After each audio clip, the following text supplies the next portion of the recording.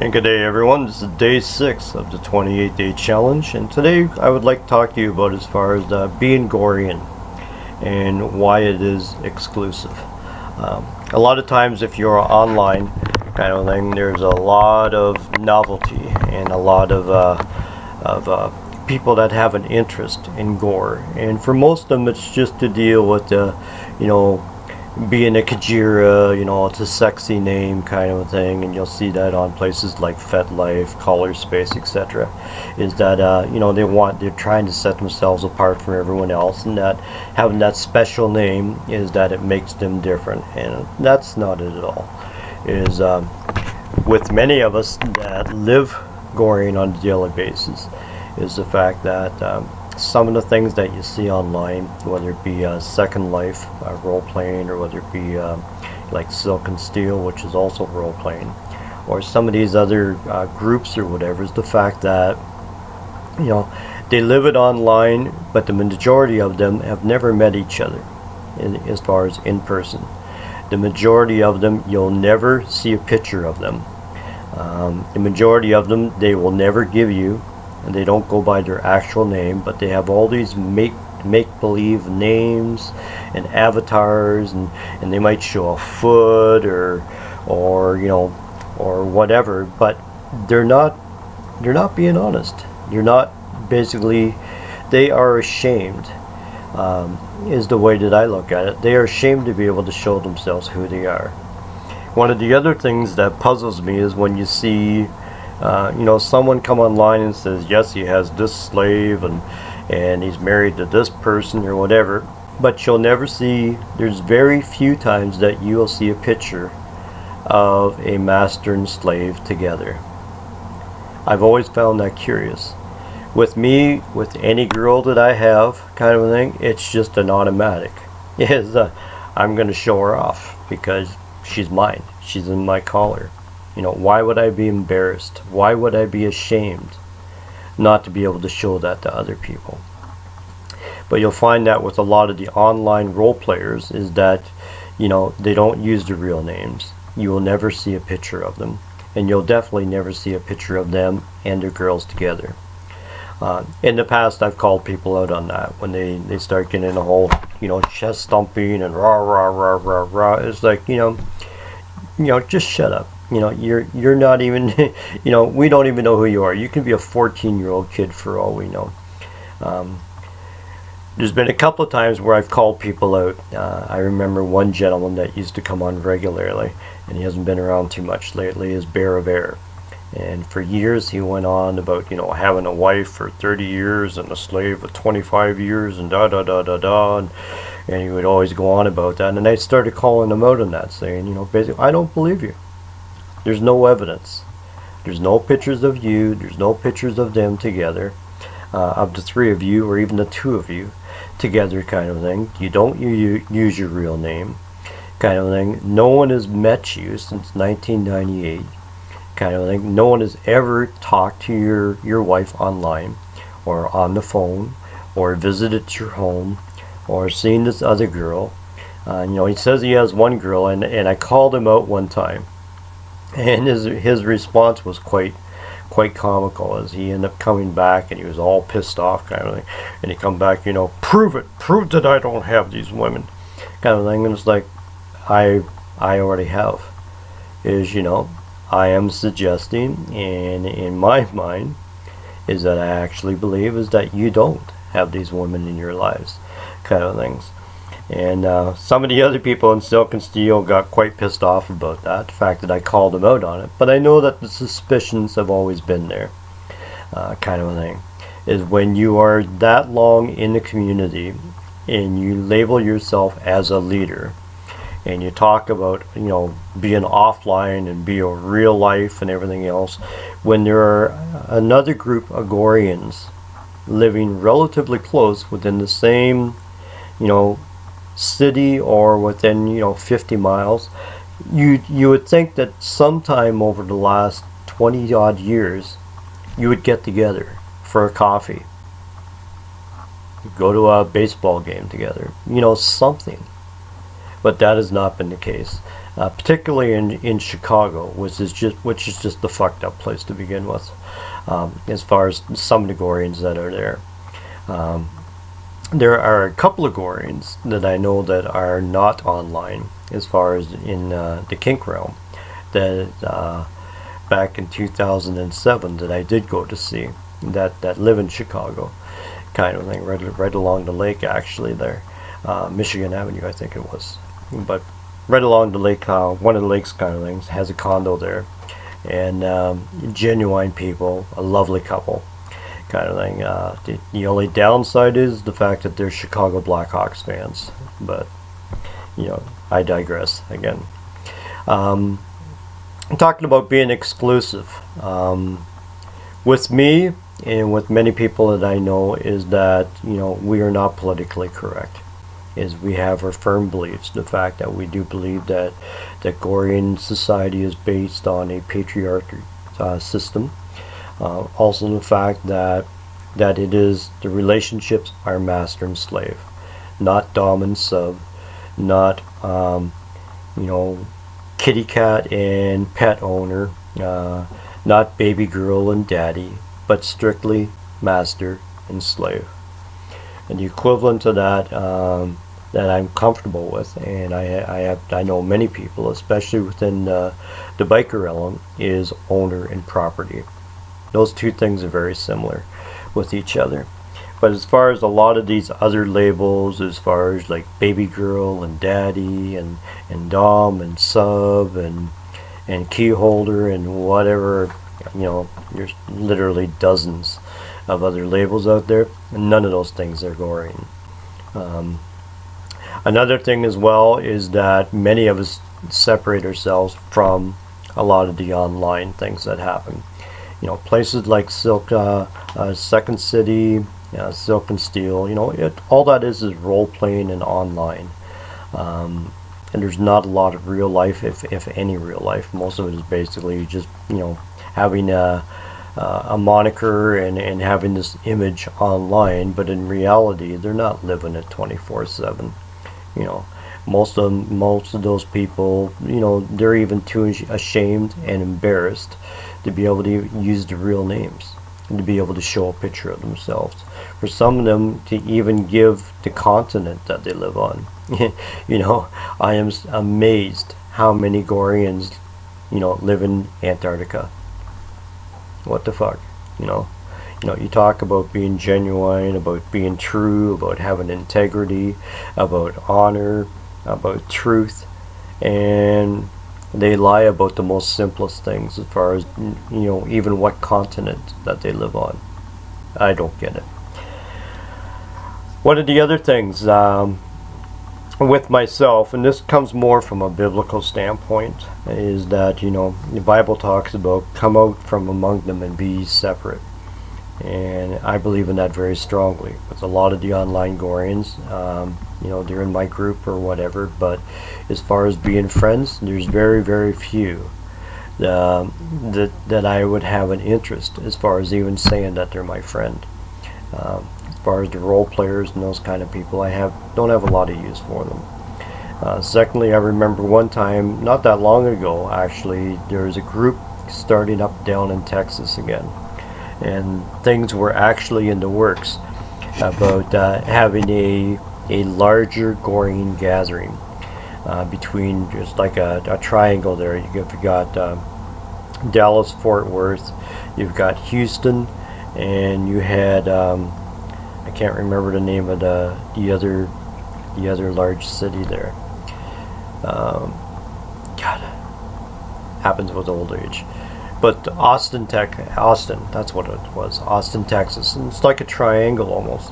And the amount of Goreans that live in that triangle is probably close to 20 or 30 at least, that I'm aware of, kind of thing. And things were beginning to, there was a lot of talk going on about actually holding a Gorean gathering in one of the three cities. And I've done, gatherings in many other cities over the past few years, and was looking at organizing that. And then Malkinius got wind of that and decided he ended up, twisting some arms and and saying some things about, being a respected leader and that he should be a part of this group kind of thing, and he ended up joining the group. Well, I've always had a policy that when anyone from the online role-playing groups comes in and tries to be a moderator or a co-leader or something to that effect, is that I'm out of the picture. I will not, be paired up with anybody like that. And so I ended up dropping out of the group as a moderator, and things basically died within a couple of weeks, which was unfortunate kind of thing, because there was a lot of positive things happening. But when you bring in the wrong people, especially those people that you definitely have issues with, as far as them being a sexual predator, and being sexually assaulting different people, and being part of Chicago Gore in general, is then I'm going to distance myself and not have anything to do with it. So that's one way of being exclusive. Another way is basically with Goreans, is that, especially locally here, is that it is not just the adults that are involved, but for many of us, we open up our homes, and for many Goreans locally, they have children. For some of them, is that their vocation is job sensitive, as far as what they do for a living, or their political, affiliations or whatever. So we are very guarded, is probably the word. Very guarded as far as who we let into our network. We do a lot of heavy vetting, and the people that do come out to our events and are part of our community are people that we trust, that we would trust them basically with their lives, with their livelihood. And more importantly is the fact that by allowing them to be a part of the assembly, is that they realize that they are part of something very unique, and that with numbers, there's a lot of great things that we can do. We have a fantasy hockey pool that we have 10 people that are involved in that. That's going really well. We had an axe throwing league last year, and we're looking at starting that up again in the spring, and it looks like it's going to be double the size kind of thing. So that's always a lot of fun. And then we always have a lot of our social events as well, and that has everything, could be from campfires to a pig roast to going on a bike rally someplace, a poker run, whatever. And then just time to get together, share time with family, whether it be birthdays, anniversaries, one of the children's graduations, whatever. All those things we enjoy and we celebrate as an assembly. So that sets us apart from the BDSM crowd, or from a lot of the online role-playing groups kind of things that you'll see, especially in any element of master slave or owner property. One of the other things as well that is very unique is that when we do go out to a kink event, or whether we go to a swingers event or a bike rally or wherever we go, is that we go with numbers. And when we go with numbers, is that everyone knows that we're present, and it's not a big hoopla as far as pounding our chest and everything else, but word gets out, the Goreans are here kind of things, and we enjoy that.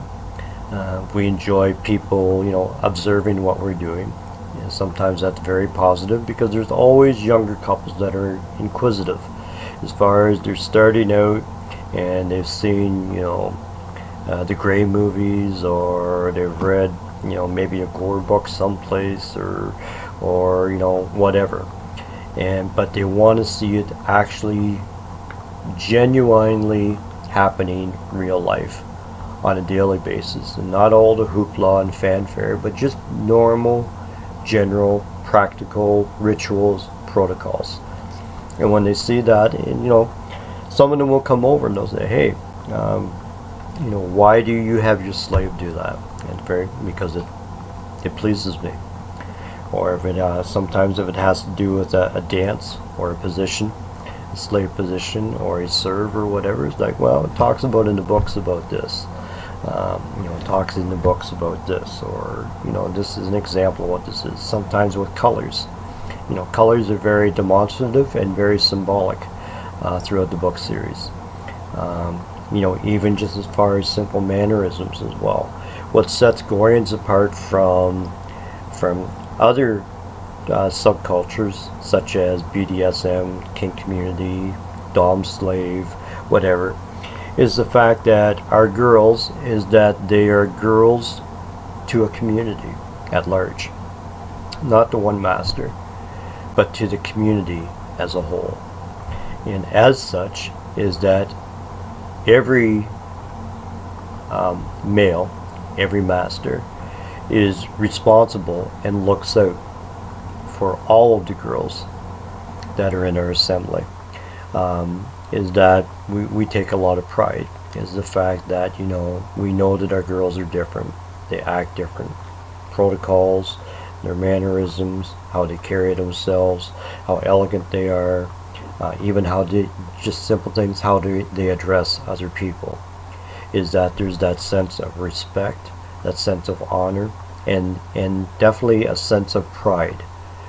Some people call it arrogance, but we know that we are setting ourselves apart from everyone else, and that's done intentionally and on purpose, because we are our own identity. I remember years ago, there was a big flame war that went on for quite a while online, is the fact that Goreans are just a subset of BDSM, and no, that's not it at all. Goreans are Goreans, period. Some of us may be kinky, that just makes us kinky Goreans, but we're not a subset of BDSM, we're not a subset of owner property, we're not a subset of master and slave. We are our own identity, and our identity comes from the book series, and out of the book series develops the philosophy, the principles. A lot of the traditions that we have are all basically founded on the book series. And with that, with each individual, there are some things that we adapt as an individual that maybe another Gorean might not adapt. That's their prerogative. With me, I'm very demonstrative. I'm very big on stage crafting. I'm very big on the demonstrative gifts and the rituals that are found throughout the books. So slave positions, love. When it comes to colors, as far as they represent different things, that's a big deal to me. I love that. When it comes to forms of dance, I encourage all my girls and other girls that aren't even mine is take some dance lessons. It builds up your self-esteem. It's a great thing for the community as a whole, that when we get together, that if you want to entertain, go ahead, kind of thing. And it makes us all feel part of something bigger than ourselves, and it gives the girls another opportunity to be able to serve and be pleasing in the simplest things of even just dancing before the men, kind of thing. So that's a big thing as well. Certain positions are mean more to me than others. Like Nadu, Tower, display are all big things with me that I enjoy seeing a girl in. And there'll be many times, sometimes, that I'll have a girl, and we'll have some guys over, and we'll be watching the game or whatever, and I'll call the girl out and get her to strip and be on the coffee table, and just the simple thing as far as just having her there in Nadu before the men, kind of thing, and just showing her off. I'm very much an exhibitionist. The majority of my girls that I've had over the years, they are very much exhibitionists.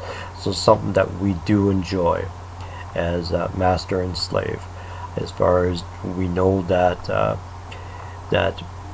we are comfortable, as far as being open-minded. We're comfortable as far as being sex positive.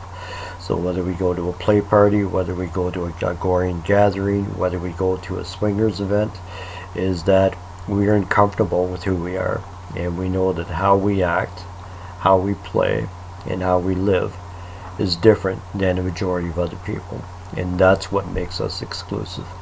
That's what sets us apart.